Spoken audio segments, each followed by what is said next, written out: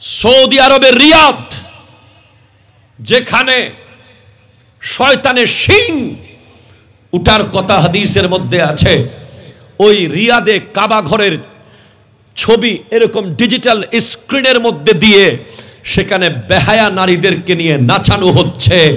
আজ কোথায় গেছে আমাদের ভাইয়েরা যারা বলে সৌদি আরবে মিলাদুন নবী নাই? ঠিক কিনা কথা জোরে বলেন।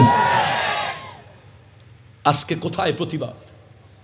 আমি একটু আগে স্ট্যাটাস দিয়েছি সোশ্যাল মিডিয়ায় আমার পেজে, যে সৌদি আরবে কাবাগরের সম্মান যেভাবে ক্ষুণ্ণ করা হয়েছে রিয়াদের ওই অনুষ্ঠানে, এটার ব্যাপারে যদি বিশ্ব মুসলিম কথা না বলে, এটার ব্যাপারে যদি মুসলিম বিশ্ব ঐক্যবদ্ধ হয়ে আওয়াজ না তুলে, এবং আমার বাংলাদেশের ধর্ম উপদেষ্টা থেকে শুরু করে ধর্মীয় দায়িত্বে যারা আছেন রাষ্ট্রের, আমরা তাদেরকে আহ্বান করছি অতি সত্বর বিশ্বের প্রত্যেকটা মুসলিম নেতৃবৃন্দের সাথে যোগাযোগের মাধ্যমে কাবা ঘরের ঐতিহ্য রক্ষায়, কাবা ঘরের সম্মান রক্ষায় যদি পদক্ষেপ নেওয়া না হয়, এমন আযাব আসবে।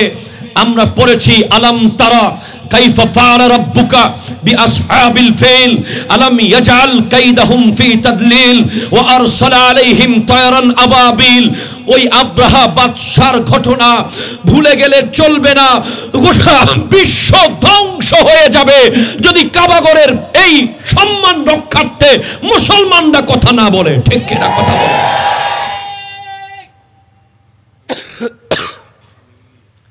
কাবা হলো আমাদের কলিজার টুকরা, কাবা আমাদের ইমোশন, কাবা আমাদের ঈমান। আন-নাজরু ইলাল কাবাতি ইবাদাতুন। কাবাগরের ছবিকে ডিজিটাল স্ক্রিনে পিছনে দিয়ে এরপর মূর্তিদের ছবি কাবার চারপাশে দিয়ে বিশ্বকে কি মেসেজ দিতে চায় তারা? কে চালাচ্ছে এগুলো? কার হস্তক্ষেপে এগুলো হচ্ছে? কোথায় আজ ইমানের বাড়ি? আজ এখন আর ওই ইহুদি খ্রিস্টানদের গেম, ফুটবল, ড্রেস কোড, তাদের কালচার লাথি মেরে সাগরে ফেলে দেওয়ার টাইম এসেছে। ঠিক কিনা কথা বলেন? আরো জোরে বলেন ঠিক কিনা বলেন। মুসলমান যুবকদেরকে ঘুম পাড়িয়ে দিয়ে, বাসার মধ্যে ওয়াইফাই ইন্টারনেট ঢুকিয়ে দিয়ে, হাতের মধ্যে স্মার্টফোন দিয়ে আজ সমস্ত মুসলমান যুবককে ঘুম পাড়িয়ে দেওয়া হয়েছে। মুসলমান যুবকরা ভুলে গেছে তাদের জন্ম হয়েছে অন্যায়ের প্রতিবাদ করার জন্য, তাদের জন্ম হয়েছে বাতিলের বিরুদ্ধে হুঙ্কার দেওয়ার জন্য। কারণ তাদেরকে মিসাইল লাগবে না, তাদের গ্রেনেড লাগবে না, তাদের পরমাণু লাগবে না। তারা নারায়ে তাকবীর, আল্লাহু আকবার, নারায়ে রিসালাত বললে গোটা বিশ্ব থরথর করে কাঁপবে। কথা বলেন ঠিক কিনা? শয়তান তোমাকে খেয়ে ফেলেছে। শয়তান, তুমি প্রতিদিন তাকে খাবার দিচ্ছ, তুমি প্রতিদিন তাকে খাবার দিচ্ছ। তুমি ইন্টারনেটে 1 মিনিট বেশি সময় কাটিয়েছ। কোরআন সুন্নাহর বয়ান, কোরআন তিলাওয়াত, নবীজির প্রেমের কথা শোনার বাইরে যদি 1 মিনিট তুমি কোনো অশ্লীল ভিডিও দৃশ্য দেখেছ, কোন নাটক, সিনেমা, গেমে মত্ত হয়েছ, তুমি শয়তানকে খাবার দিয়েছ। ঠিক কিনা? এখন ওই খাবারে নফসের দেওয়া সাপ্লাই করা খাবারে শয়তানের পেট এখন আর ভরতেছে না। আয় হায় হায়, ইন্না আউয়ালা বাইতিন উদিয়া লিন-নাস, পৃথিবীর প্রথম ঘর কাবাতুল্লাহ। সুবহানাল্লাহ, জোরে বলেন।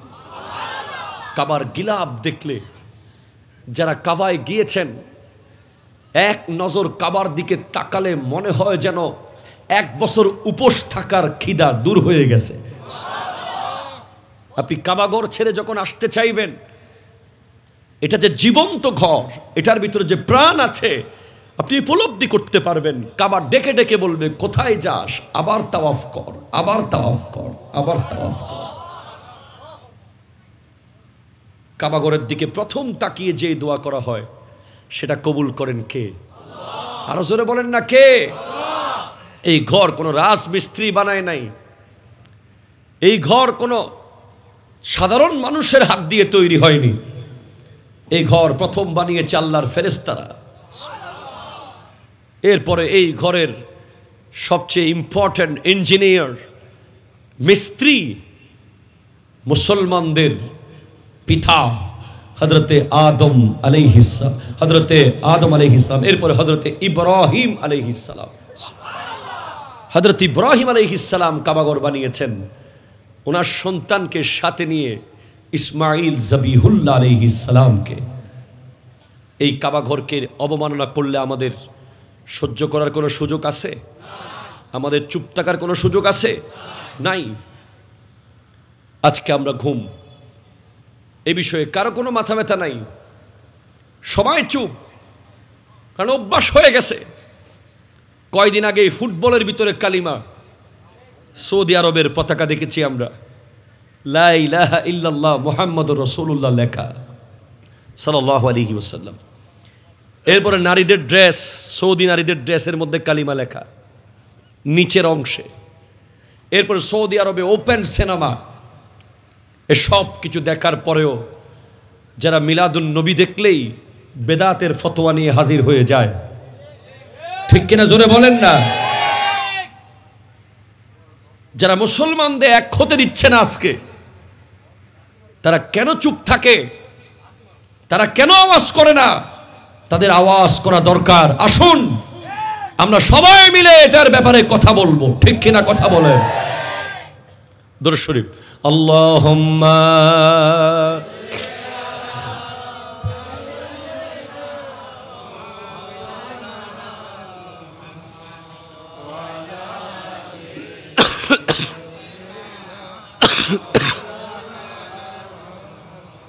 সুবহানাল্লাহ ওয়াল হামদুলিল্লাহ লা ইলাহা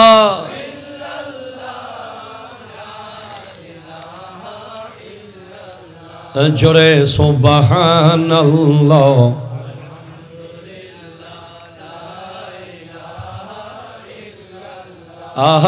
লা ইলাহা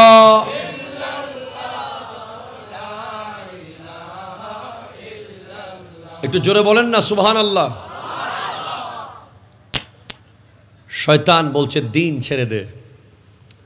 শয়তানের খাবার সাপ্লাই দেখে, জোরে কর না, কে? নফস। নফস ছোটখাটো খাবার দিচ্ছে, গেম, রং, তামাশা, নাচ, গান, মেহেদি অনুষ্ঠানের নামে বেহায়াপনা, বিয়ে বাড়ির নষ্টমী, ঠিক কিনা জোরে বলেন? এগুলো এখন শয়তানের আর কোলাচ্ছে না, কয় এত কম খাবারে চলবে না, একটু বড় খাবার লাগবে। সাইজ বড় হয়ে গেছে, এখন কম দিলে আর হচ্ছে। বড় বড় খাবারের জন্য সে টাচ করবে হাওয়াকে। হাওয়া কোন দিকে আছে? বাম দিকে। কামনা, বাসনা, লালসা। লালসার কাছ থেকে যখন সে খাবার চাইবে, সেখান থেকে সাপ্লাই হবে জেনা। নাউজুবিল্লাহ, জোরে বলেন না। মদ, শরাব, জুয়া, ইয়াবা,